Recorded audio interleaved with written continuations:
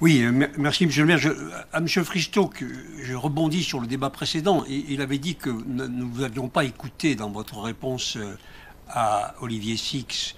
Moi, j'avais écouté très attentivement, hein, mais ça n'avait pas modifié du tout l'idée de mon intervention, parce que ce que vous aviez répondu, c'était ce que vous proposiez pour deux équipements dans le cadre du plan climat. Et justement, mon intervention était de dire, il y a tous les équipements qui, sous prétexte qu'ils n'entrent pas dans le plan climat, sont abandonnés. Voilà, monsieur Fristo, ce que je disais précédemment, et je l'ai cité très clairement.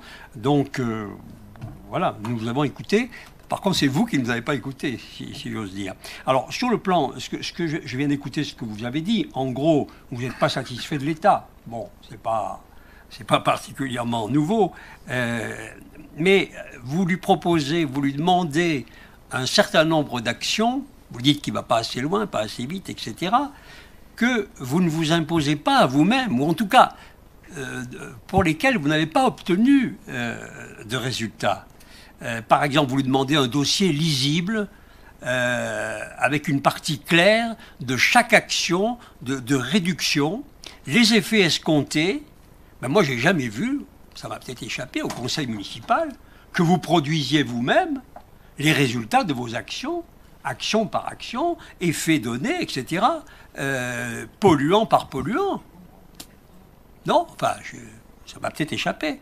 Vous demandez un suivi des particules extra-fines, vous demandez de renforcer les financements des volets mobilité, et mobilité, c'est le nouveau nom de déplacement. Je le dis parce que il y a des grenoblois, quand moi j'entends personne me dire je vais en mobilité aujourd'hui. Les gens disent je vais me déplacer.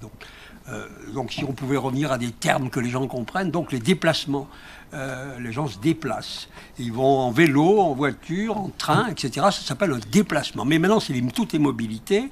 Donc mobilité, et on ne voit pas juste sur ce sujet, pendant que vous avez géré les transports collectifs, des financements supplémentaires que vous ayez ajoutés dans ce domaine.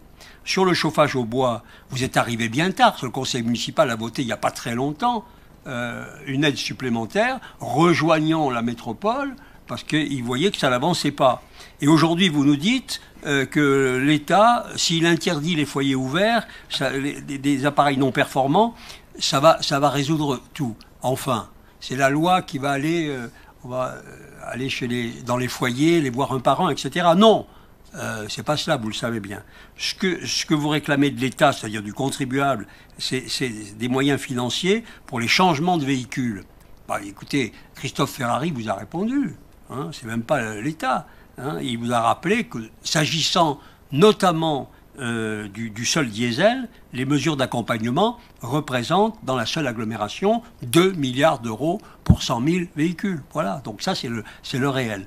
Donc pour vous, j'ai l'impression qu'il s'agit de remplacer l'action et les résultats dont vous devriez vous-même être comptable par l'incantation d'un côté et les exigences évidemment réclamées aux autres.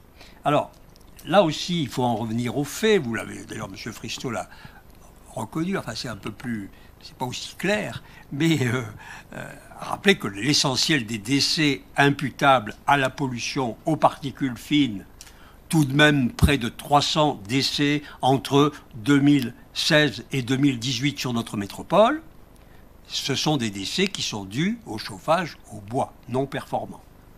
Le trafic contribue pour 15% à l'émission de particules fines. Bon, voilà.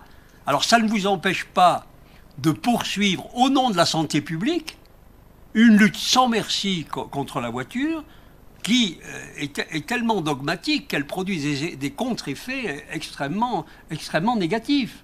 Et dans des couches très larges de l'opinion que vous devriez entendre maintenant, M. Fristo, la semaine dernière quand même, tout un quartier à Beria, bon, c'est pas des dangereux de l'extrême droite, c'est quand même levé pour montrer son opposition et pour indiquer qu'il ne voyait pas en quoi la suppression systématique du stationnement, la densification sans stationnement, la suppression partout de l'accès voiture pour des habitants pauvres, beaucoup, pourquoi et comment la mort de commerce et les menaces sur un grand marché, eh bien, allaient réduire ces particules fines les plus cancérigènes, sachant que ces particules fines les plus cancérigènes, elles émanent pour 61% du chauffage au bois non performant.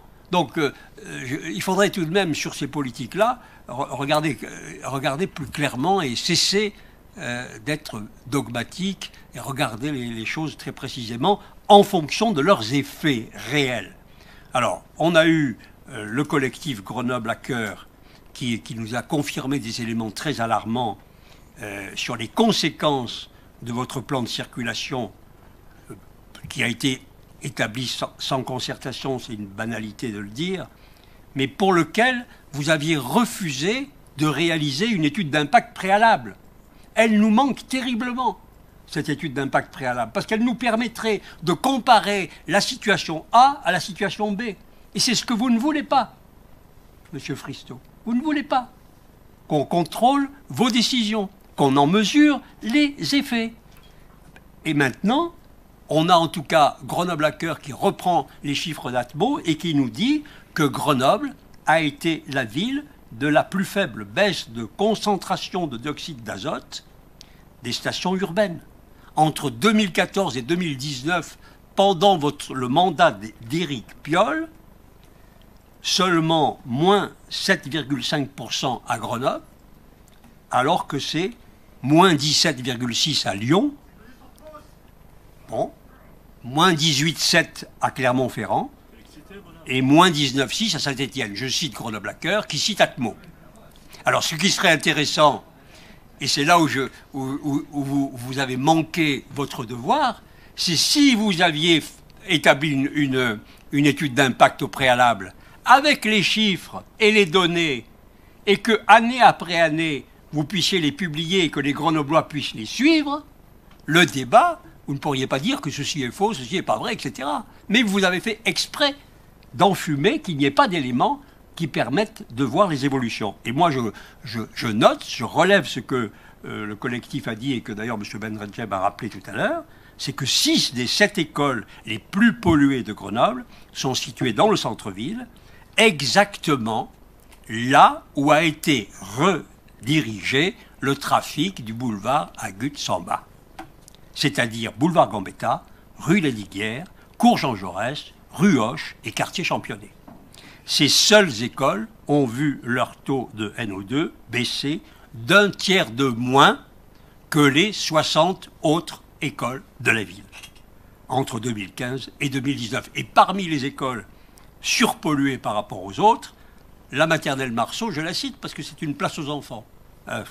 Elle fait partie de celles qui sont touchées. Donc ça montre bien le marketing, place aux enfants, et puis les faits, les chiffres, les réalités. Alors, est-ce que si ces éléments sont exacts, ils peuvent être discutables, discutés, mais si ils sont exacts, est-ce que vous allez en tirer les conséquences et accepter de disperser à nouveau le trafic afin de mettre fin à ces retards pour l'amélioration de la qualité de l'air de ces élèves et protéger leur santé? Est-ce que vous allez en tenir compte ou est-ce que vous allez dire circuler, si j'ose dire, parce qu'on circule mal, il n'y a rien à voir. En matière de report modal, vous êtes également très mal placé pour donner des leçons. On a eu l'enquête mobilité qui se déroule tous les 10 ans et qui permet d'établir un bilan. Là, c'est 10 000 personnes interrogées, etc. Bon, là, j'estime, je ne pense pas que ce soit une fake. C'est un élément qui nous est commun, un dossier de la métropole.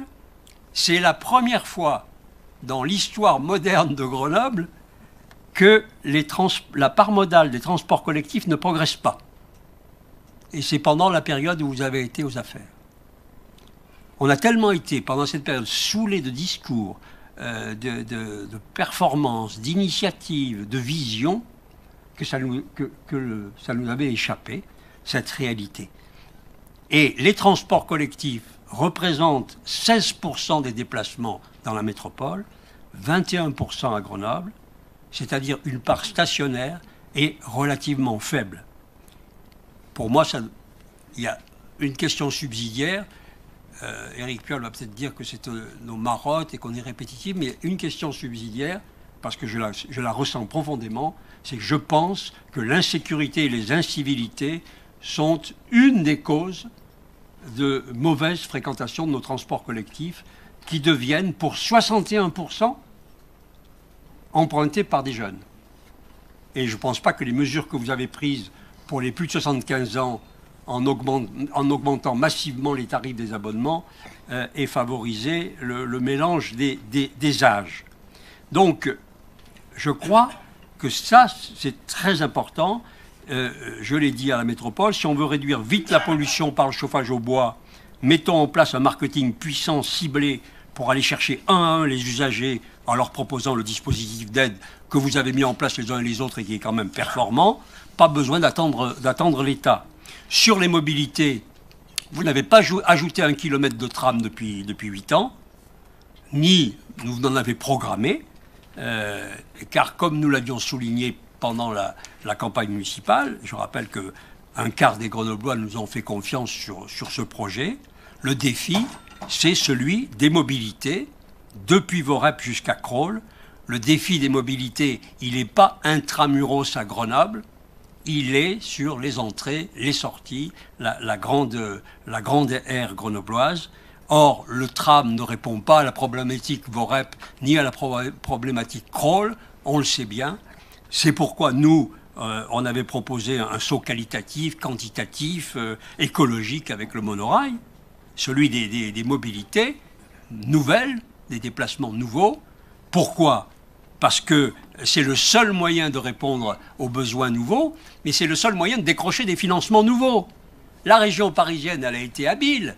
Qu'est-ce qu'elle a fait? Elle a saisi les Jeux Olympiques et elle a obtenu de l'État qu'il y ait un changement du versement de transport des entreprises avec des investissements nouveaux sur des sujets nouveaux. Quand on va vers l'État et vers l'Europe en leur disant voilà, on veut changer le visage de notre métropole et on veut répondre à de nouveaux besoins, on a des chances d'être entendus. Et puis, il y a le câble.